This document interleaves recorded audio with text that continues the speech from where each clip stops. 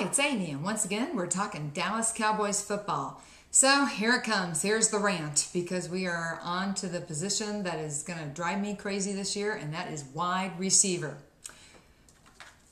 Out of these names, anybody that scares you? Anybody that scares opposing teams? Yeah, there's one.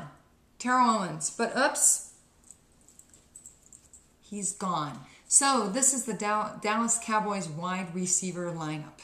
And frankly, it's very unimpressive. First off, why did they cut T.O.? I know this is a rhetorical question. I know why they cut T.O., but it still doesn't make any sense to me. He wasn't very expensive in relative terms. I mean, you look at Flozell Adams making $14 million. T.O. was a bargain compared to that.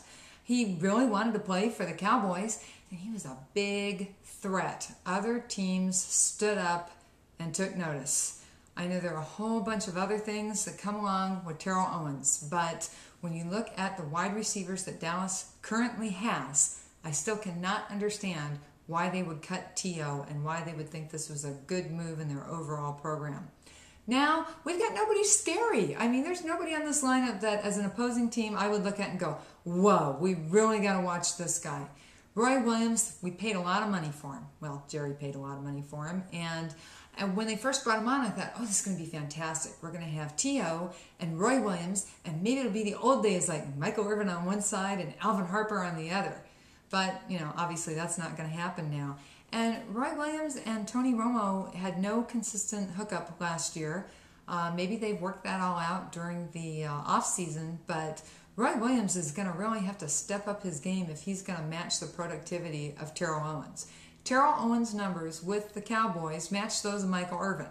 Now granted, Michael Irvin gave up a lot of potential plays because they had the wonder that was Emmitt Smith on the team, but still, Terrell put up a lot of big numbers and he required double coverage by other teams. So, Roy Williams, I hope he proves me wrong. Prove me wrong, Roy, and make big plays, be a threat, make other teams go, whoa, we're afraid of Roy Williams.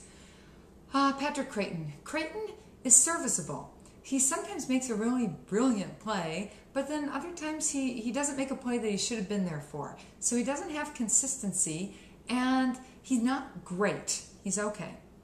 Austin. Austin simply got too many injuries. He gets injured too much. He needs to toughen up if he's really going to be a name in the NFL.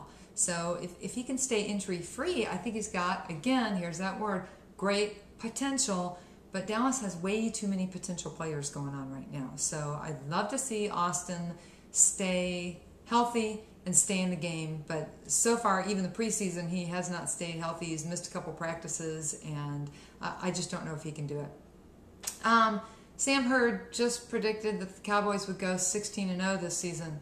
Sam, honey, I don't know what you're smoking, but stop it and get your head back in the game because I don't see 16-0 happening at all. So I'm really disappointed with Dallas's wide receiving non-threat. It's such a stark contrast to the running backs and our three fantastic running backs. I hope all these guys prove me wrong. I hope that Romo can get a rhythm going with a bunch of them and make things happen, make big plays, make our whole wide receivers a threat. But at this point, I remain highly skeptical. So next up, talking about the defense and some bright spots in that.